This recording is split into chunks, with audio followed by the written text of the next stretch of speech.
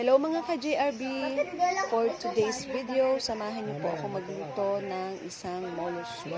Napakabilis lang po nitong gawin, kaya naman po ay samahan niyo po akong magluto ng isang masarap at murang ulam po natin ngayon. Kaya, tara na po! Para po sa ating mga sangkap, meron tayong dahon ng sibuyas, 2 miswa, sibuyas, bawang, ilang pirasong bawang lang po yan, 100 piso na may timpla na po yan na giniling, at ang ating wonton soup. Ayan, so tayo lang po ay magbabalot ng karne sa ating wonton soup or wonton wrapper.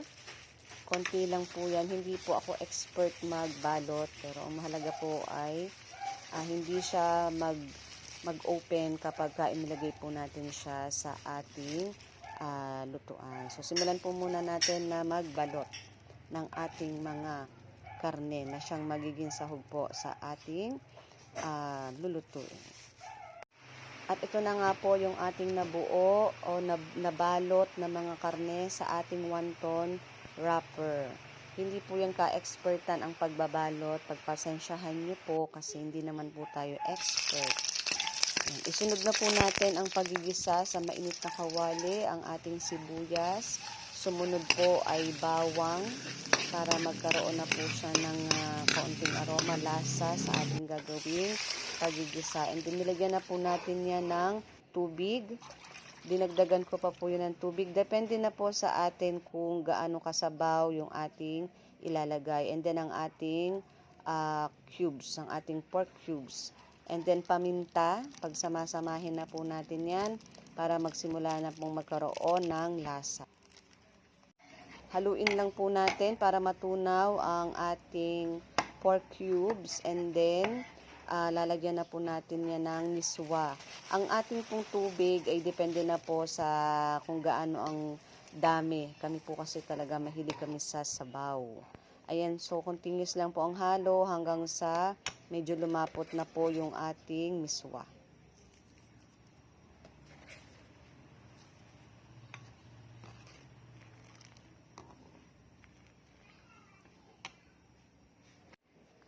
Ilagay na rin po natin ang ating mga binalot na karne sa wonton wrapper. Isa-isa po nating ilagay para hindi mo na siya mag-crowded at madali po nating matansya yung kanyang space. Then pakuluan lang po natin kapag nailagay na po lahat. Hayaan lang po natin kumulo. And once in a while po ay ating haluin. Baka po kasi magdikit-dikit. So far naman po yung pagkakabalot ko ay hindi naman po siya nagkabukas-bukas. Ano po? Huwag din po natin kalimutan na tikman, balansehin po natin yung lasa ayon sa ating mga kagustuhan. Mag-adjust na lang po tayo kung natatabangan po kayo or kung sa tubig po nakukulangan pa po kayo ng sabaw. At pagkatapos, habang kumukulo, ilagay na po natin yung ating mga dahon ng sibuyas para mas lalong sumarap ang ating soup. Konting minuto na lang po, ayan po ay pwede nang iserve sa ating table. Masarap na po yan. Approve na po sa amin ang lasa niyan. Tamang-tama lang po ang alat. At konting kulo pa para talagang maluto natin yung karne. Ano po?